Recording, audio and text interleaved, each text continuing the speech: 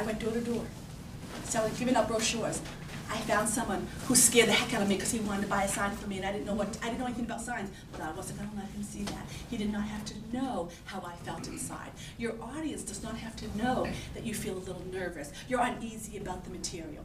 Act the way you want your audience to perceive you. And the more confident you can appear, the more confidence they're going to have in what you are saying and in doing business with you.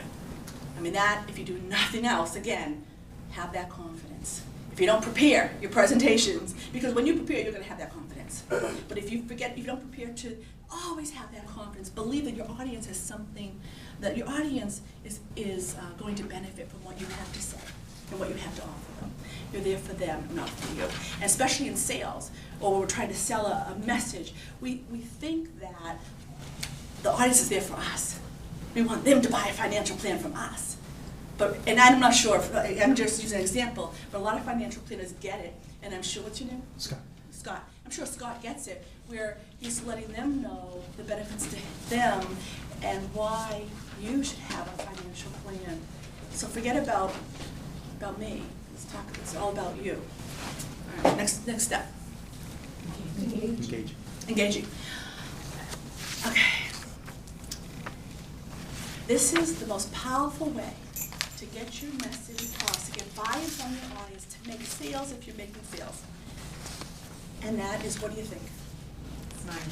Smile's a good one. Stories and real life examples. Let's say, anybody speak to anybody belong to like a referral group like B&I or Chambers? Okay. Okay, great. Okay, so this is just for you. Rotaries, Chamber of Commerce. So let's say you want a specific referral from someone. You want to talk about another client similar that you've dealt with like that. Or let's say, what else? Tell me, someone else, maybe you don't do sales, what type of other presentations do you do? Somebody raise their hand and tell me presentation they're working on. We try to get referrals, and I work for a visiting nurse association. Oh, okay. Okay. So if you're looking for referrals for the visiting nurse, a lot of people, so some visiting nurses might get up, and as an example, and might say, oh, we have a visiting nurse facility, and we're really good, and our nurses are this and that, blah, blah, blah.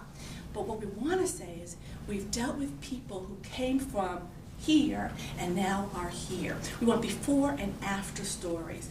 Nobody cares about all that other stuff. I have clients that come to me, they have all these presentations. Here's the history of the company, the founder of the company, all of the awards that we've won, and who cares? All I want to know is, what can you do for me, and how have you done it for other people or for yourself? Before and after stories. Let's say today I came up here, and I told you, any stories at all. And all I said was, add stories to your presentations. Have a good opening with your presentation. Don't use PowerPoint, and if you do, use pictures. I'm telling you what to do. I'm not giving you examples, I'm not giving you stories, I'm not giving you analogies. And analogies are so much fun. How many of you like to talk about your hobbies or your interests or your favorite vacation or your worst vacation? We like to talk about our own stories. Use them, engage your audience, and have it tie into your presentation, which I sort of did with my sales. But a lot of times I open up with my biking experiences. And I might say, 10 years ago, well, actually now it's like 18, no, it's 13. I biked across the country and my butt still hurts. And then I'll go and talk about the bike trip a little bit, and then I say, and that's a lot like public speaking, blah, blah, blah, blah, blah. So if you have an opening that's going to grab your attention, or any type of stories, make sure it relates to what you're saying. Okay, next step. Questions and answers. Questions and answers. It's very important to always have time for questions and answers. And too many of us, we tend to some of us want to make sure there's no time for questions because we're so afraid what the questions might be. But my favorite reason for having a question and answer period is, what do you think? Feedback. Feedback is good. Engaging. You know what to incorporate into your presentation in the future. You know what to incorporate in the future. Great. They get what they wanted. They get what they wanted. They're going to ask a question. You give them an answer. My favorite, and these are all great because there's so many reasons to have Q&A, important reasons, the one important to me is usually somebody will say, I don't have a question, but how can I hire you? Oh.